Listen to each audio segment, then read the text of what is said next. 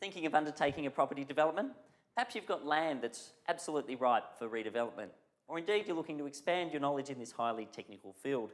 Whatever your situation, let me share with you an insight into the world of property developing. Damien Coate is my name, and since 1998 I've been successfully undertaking a number of developments around Melbourne. And I want to share with you my aim today, and that's to simply help prevent you from making the same expensive mistakes that I see a lot of investors and developers make. So please enjoy this video, and thanks for watching. Land.vic.gov.au is a resource used by architects, planners, draftspeople, builders, developers, real estate agents, conveyancers, and a variety of industry professionals. This website is the place to go when you want to check the zoning of a property, review overlays, or simply find out about other technical information. In this short video, we'll introduce you to the site and show you the type of information available. On this page, you will notice a number of options available along the right-hand side. To begin, we will click the title Interactive Map.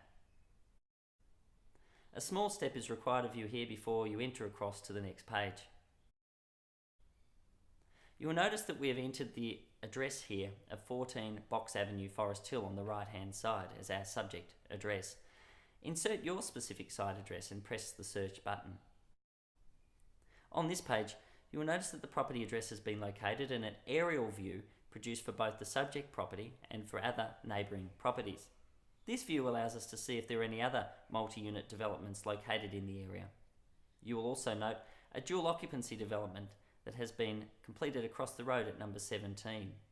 Using the plus tool located along the top of the map, you can zoom in on the property.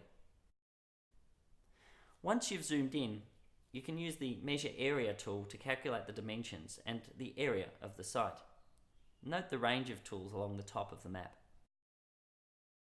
By working in a clockwise direction, place and click your mouse on each corner of the property until you return back to your start point. You will note on the left-hand side that each length is measured and a total provided at the bottom. If you make a mistake, simply click Clear Points and start again. Once we have an estimate of the land size, our next step will be to create a report about this property, and you will note at the top left-hand side of this page an option titled Get Reports. Click this option and you'll be taken to the following page.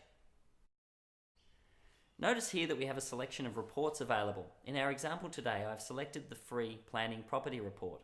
Now click the View or PDF option and you'll be taken to the following report. As you can see, we are now able to view information relating to our property. The zoning information is detailed, and note the words General Residential Zone in this instance. If we were to click on the light blue print, we would be directed to further information. We shall look at this data shortly. Further down each report, you'll find information relating to various overlays. In this example, we note that the property is not affected by any overlays. Should an overlay exist for your target property, you can learn more about that property by clicking on the light blue print. By clicking the light blue print, you can find out more information regarding zoning controls.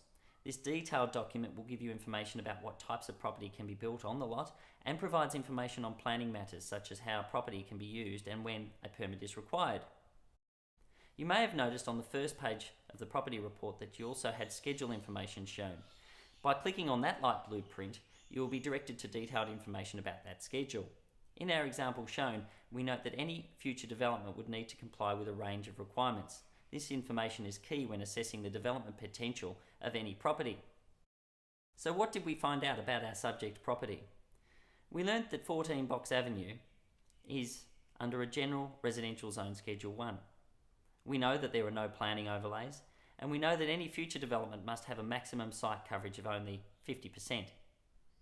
Private open space for each dwelling must be 80 square metres or 20% of the site, whichever is lesser, and maximum building heights of 9 metres will apply. Let's take a look at another property whereby we ran the same planning property report, this time a large 1,200 square metre property on Central Road. With this particular property, we note that it is within the neighbourhood residential zone and that it's impacted by a significant landscape overlay. We know too that it's within an area of Aboriginal cultural heritage sensitivity and is within a bush environment area. We know that this site can only support a maximum of 2 dwellings and that the future dwelling will have a maximum build height of 8 metres.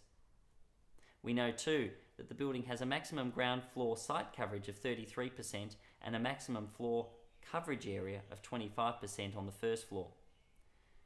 We know that any development is required to be set back between 9 and 11 metres from the street frontage, depending on whether it be single or double storey, and that we know that there are significant restrictions over the site generally, particularly with regard to vegetation. Further information has been compiled for you and is available for free. If you'd like a copy of this publication, simply write or phone us today. When the time comes for you to sell your development project, it's absolutely essential that you achieve the greatest financial return over your renovation or development. The risk you've taken deserves its rewards. Thank you for watching this video. Feel most welcome to give me a call directly about any matter that I can help involving property development and your needs. Thank you for watching, and please enjoy other videos soon to come.